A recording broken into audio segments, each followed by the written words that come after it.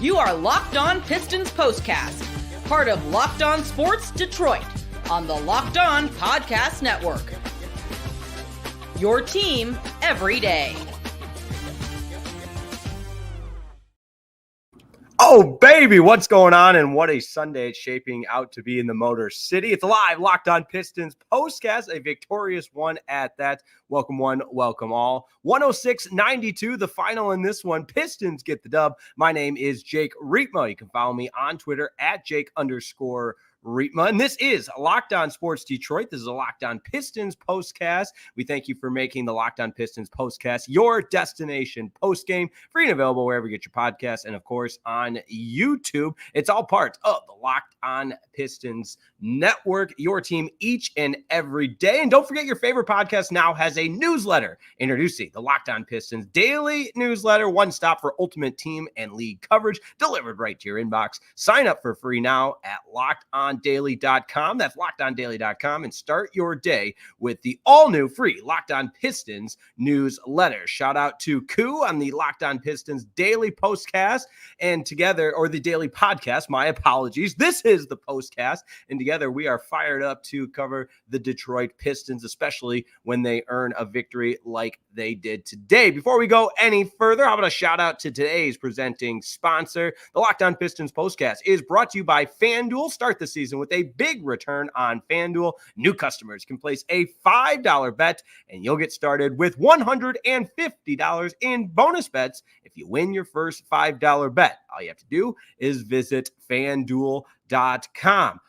Whew. All right. Deep breaths. And here we go, because the Pistons had 6 different guys score in double figures. They overcame a very slow start en route to what I would call a gutsy road win. The balance was on full display. As I mentioned, the 6 players in double figures. A little too many turnovers for my liking. That was one thing discussed on the broadcast quite a bit with Johnny Kane, smooth Johnny Kane, on the play-by-play call with Blaha, of course, in the midst of Michigan State football. We won't talk about how the Spartans fared yesterday, and the Wolverines for that matter, because today is a much better day on the Locked On Sports Detroit channel, because as I mentioned, we've got a Pistons victory, and the Lions. Make sure you join us for our Locked On Lions postcast. They are in the second half against the Packers right now, up 24-3. I'll continue to give a few updates on that as we mix it in here, because this is a live Locked On Pistons postcast, and we love the live updates. If you're catching the audio only version, well, by now you know what happened. But I'll do my best multitasking as I attempt to have my eyes and ears and everything else on a number of different things. But we'll take your comments here on the Locked On Pistons postcast as well. Second win of the season. With the win, the Pistons move to 2-5 on the season, and 2-2 on the road. So still looking for that first home victory. And of course, the way the schedule shapes out now, the Pistons will play the Los Angeles Lakers in the second night of a back-to-back. So they'll fly home tonight and then take on the Lakers tomorrow at Little Caesars Arena. And speaking of New York, how about if you saw the Twitter content from whether it be Natalie Kerwin or Johnny Kane or any of the broadcasters? They had to take a unique way. And I think the Pistons account even tweeted it out as well. The New York City Marathon going on today. And so this Pistons team, every road blocked in New York City. They had to take the subway to get to the game. Just one more added wrinkle, but it didn't affect them. Well, I guess you could say maybe it affected them right away, because as I mentioned, the story in this one, the slow start for the Pistons,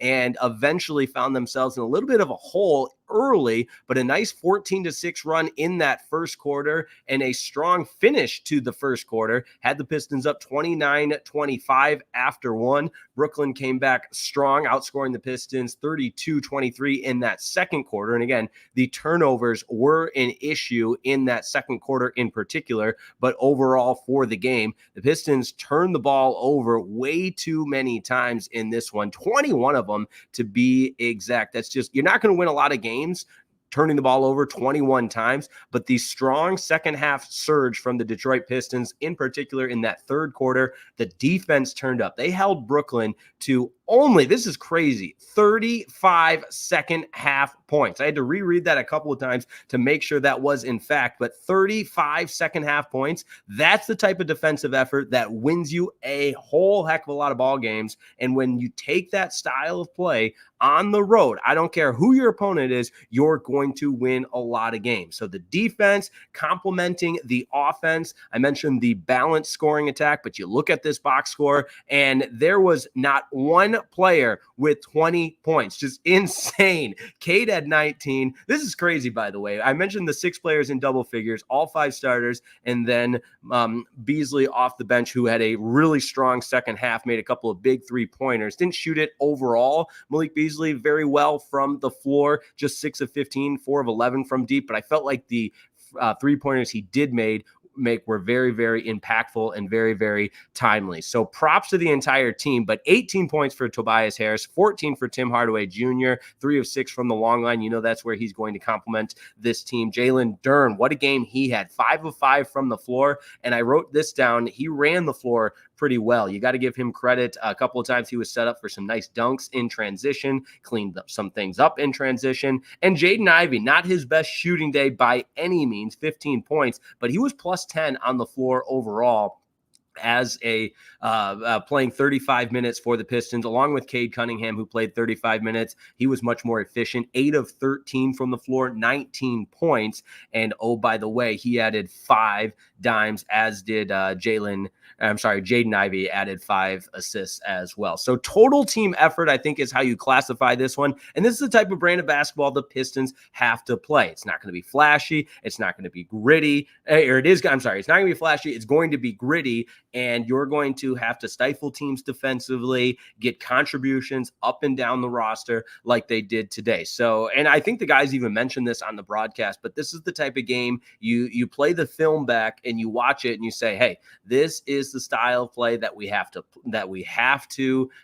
implement night in and night out on a consistent basis. And that second half, you started to wear the Nets down. And I think this style of play in particular really it results in the opposition being worn down as the game goes along, exactly what you saw this evening. So Pistons win it by a score of 106-92, really put this one in cruise control down the stretch after that strong third quarter and strong start to the fourth quarter. Credit JB Bickerstaff and this entire coaching staff for having the guys ready to go, bouncing back after that debacle Friday night against the New York Knicks at home. And, I hate to chalk it up to, some nights you just don't have your fastball, but let's hope that Friday night abysmal performance was a result of that. And this is more indicative of who these Detroit Pistons are.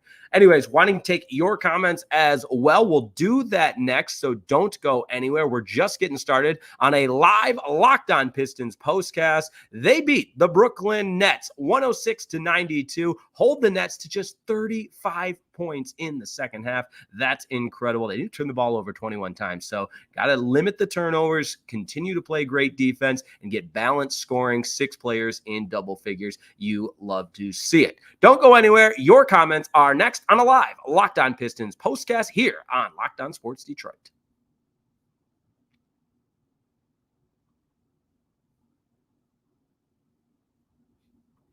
Hey, this episode of the Locked On Pistons postcast is brought to you by BetterHelp. Convenient, flexible online therapy. All you have to do is visit betterhelp.com/LockedOnNBA. Now listen, sometimes talking about therapy can be a little bit difficult. I've used therapy quite a bit in my life based on things that happen. It's always good to have somebody to talk to things about and discuss and really exercise some of those difficult things that might be going on in your life. Listen, the thing with BetterHelp is it's convenient, and the thing about BetterHelp that I love, that there is a plan for you. If you're thinking of starting therapy, give BetterHelp a try. It's entirely online. It's designed to be convenient, flexible, and suited to your schedule, because that can be another difficult component in therapy. Yes, we all know the importance of it, but finding the actual time can be a challenge. All you have to do is fill out a brief questionnaire. You'll get matched with a licensed therapist, and you can switch therapists at any time for no additional charge. It's helpful for learning positive coping skills and how to set boundaries while empowering you to be the best version of yourself. And it's not just for those who have experienced major trauma. So give BetterHelp a try today. Let the gratitude flow with BetterHelp. Visit BetterHelp.com/LockedOnNBA to get 10% off your first month. Visit BetterHelp.com/LockedOnNBA today to get 10% off your first help. That's BetterHelp, HELP.com/LockedOnNBA.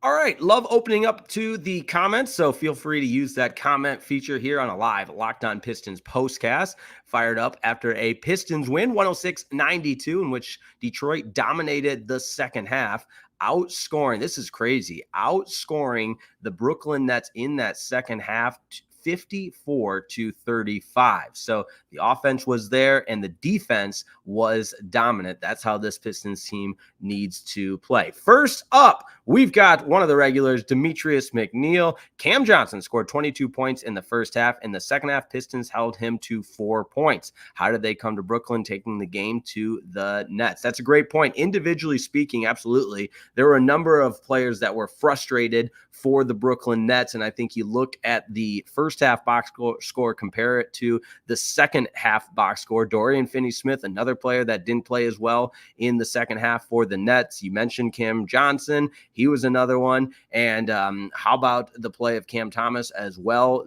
All of those players, were their productivity diminished in that second half. But yes, Demetrius McNeil, Cam Johnson, definitely the best example of that. And I think I keep referring to the style of play, but that is a big part of it. The style of play for the Detroit Pistons is going to exude that out of the opposition when they're executing at a high level on the defensive end, which is, I think, what you saw here this evening against the Brooklyn Nets. And look, I know it's early in the season. I don't think the Nets are a team you expect to contend for a title by any means. They're 3-4 on the season. Pistons now 2-5, but we talk all the time about growth and development of this Pistons team, and winning games like this is, in fact, an example of the growth and development that you're trying to see. All right, next comment we've got. Marley Caro, I know the only way to win was containing Cam Johnson. Detroit basketball. Absolutely. The game plan was to be able to put forth a defensive effort that limited Cam Johnson's ability to beat you. And I think they did exactly that tonight. It's going to take a team effort, but guys that maybe not didn't have the flashiest box score still showed up in a big way. I'm talking about Isaiah Stewart. I know he eventually doing what Isaiah Stewart does, found his way out of the game, but also I think the defense collectively as a team, Duren, another one that you could point to on the defensive end, all played a significant role in limiting the Nets and in particular Cam Johnson's productivity in this game. All right, some other comments to get to here on a live Locked On Pistons postcast. I always love the Daniel Barry Sports Highlights, baby. Just checking in. Just want to say, yo, how about that? Absolutely. We'll have to continue to check in with our guy, Daniel Barry Sports Highlights. So Pistons get the win over the Brooklyn Nets and now move to 2-5 on the season and continue to try to climb out of a little bit of an early season hole, losing their first 4 games and then some of the other setbacks that this team has had throughout the course of this early portion of the season. But wins like these against an Eastern Conference opponent on the road is so important. We'll see if they can continue the momentum against the Lakers team, LeBron James, everybody else. Dalton Connect, how about him? The rookie out of the University of Tennessee. I know Bronny James gets a few more headlines as a rookie for the Lakers, but I think I speak for a lot of people rather when I say I think Dalton Connect might have a better future in the NBA, and we will see that firsthand tomorrow with the Lakers coming to town. So as always, we continue to cruise along on a live Locked On Pistons postcast. Up next, we will have our studs and duds from this contest. Don't go anywhere. We're cruising right along on a live Locked On Pistons postcast. Back in just a moment.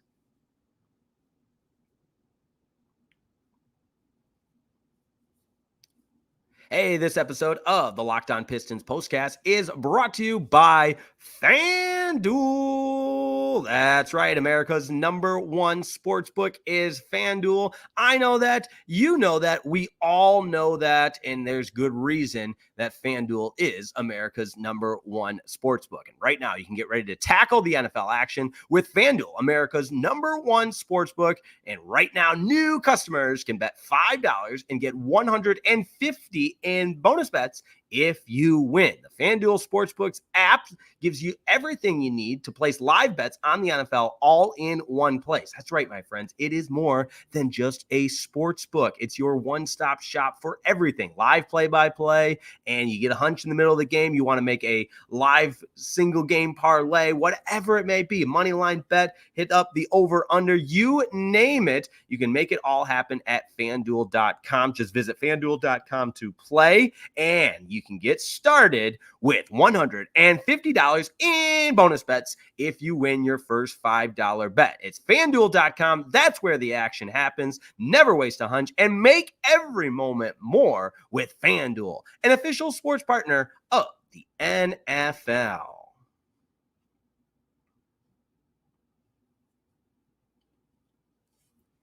Final segment of the program after a convincing Detroit Pistons victory on the road over the Brooklyn Nets, 106-92. Jake Riepma with you on a live Pistons postcast. As always, we thank you for making the Locked On Pistons postcast your first listen each and every day, all part of the Locked On Pistons postcast network, the Locked On Sports Detroit. Make sure you subscribe if you haven't already. Studs and duds. I always like to tie a bow on the program with our studs and duds. And I'll say this, both of these studs and duds are of the team variety this time. No individuals. We're just talking team ball. So a studly performance by this team in terms of the balanced scoring attack and the defensive effort, holding the Brooklyn Nets to just 35 points in the second half, limiting Cam Johnson, limiting the rest of the guys that could beat you for that Nets squad as a team. The team defense, all five guys on the floor, bought in, playing every single down like their life depended on it. I say every single down, every single possession.